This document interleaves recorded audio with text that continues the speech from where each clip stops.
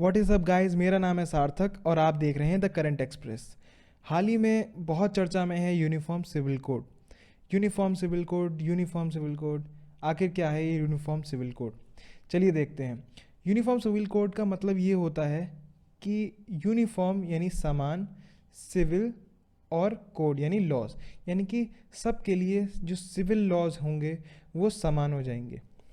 अब personal laws भी इसी में आते हैं, जैसे सिविल लॉज के अंदर आते हैं अपने मैरिज, डाइवोर्स, इनहेरिटेंस और अडॉप्शन।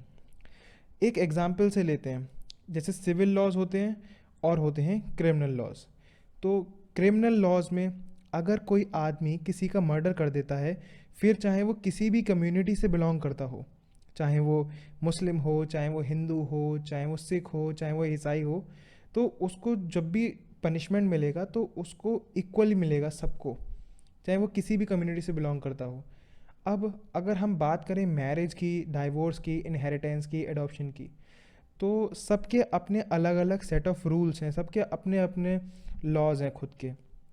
अगर हम मैरिज की बात करें और हिंदू और मुस्लिम को कंपेयर करें, तो मुस्लिम पीपल्स में, मुस्लिम कम्युनिटी में जो शादी है वो 15 साल की उम्र पे, यानी कि 15 ईयर्स ओल्ड होने के बाद शादी जो है लीगल मान ली जाती है। But in case of Hindus 18 साल की उम्र के बाद ही मैरिज को लीगल माना जाता है। तो अगर हम हिंदू के पर्सपेक्टिव से देखेंगे, तो जब वो बंदा देखेगा कि भाई 15 साल की उम्र में अगर शादी हुई है तो उसके हिसाब से वो इलीगल है, बट अगर मुस्लिम कम्युनिटी के बंदे के हिसाब से देखेंगे तो वो लीगल होगी।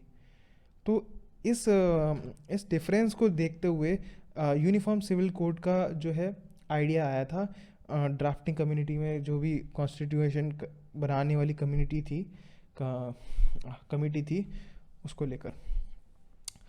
चलिए आगे देखते हैं। अभी मैंने न्यूज़ में देखा था थोड़ी देर पहले कि country can't run without different laws. PM Modi कह रहे हैं, आगे आप मैं आपको वीडियो दिखाता हूँ, उसमें क्या कह रहे हैं आप खुद देखिए।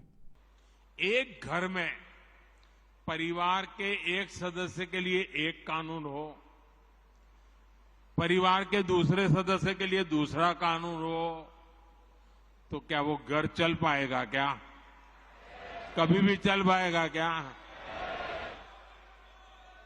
फिर ऐसी दोहरी व्यवस्था से देश कैसे चल पाएगा?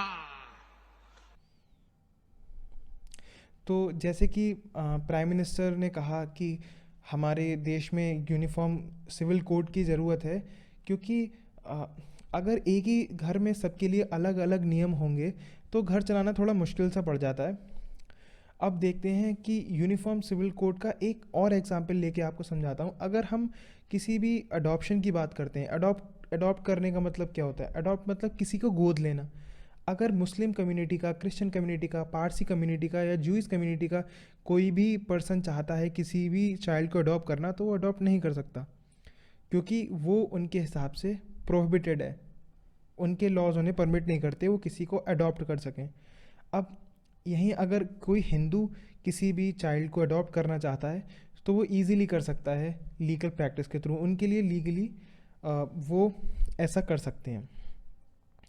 अब देखते हैं थोड़ा प्रोज एंड कॉन्स क्या हैं यूनिफॉर्म सिविल कोड के। तो प्रोज तो ये हैं कि जेंडर इक्वालिटी आएगी, जैसे ट्रिपल तलाक वाला केस था, और भी बहुत सारे केसेस हैं, तो उसमें जेंडर इक्वालिटी आएगी, क्योंकि वुमेन को इतने अच्छे से ट्रीटमेंट नहीं मिलता बहुत सारी कम्युनिटीज़ के अंदर। तो एक तरीके से सारे सेट ऑफ राइट्स मिलेंगे उन्हें, तो एक इक्वालिटी आएगी और सारे सिटीजन्स को इक्वल स्टेटस मिलेगा। जैसे कि अभी पीएम मोदी का मैंने आपको वीडियो दिखाया था, उसमें उन्होंने जैसा बताया था आप समझ सकते होंगे, to support the national integration और नेशनल इंटीग्रेशन। अब थोड़ा कॉन्स के बारे में बात करते हैं कि ये सेंसिटिव है और टफ़ टास्क है।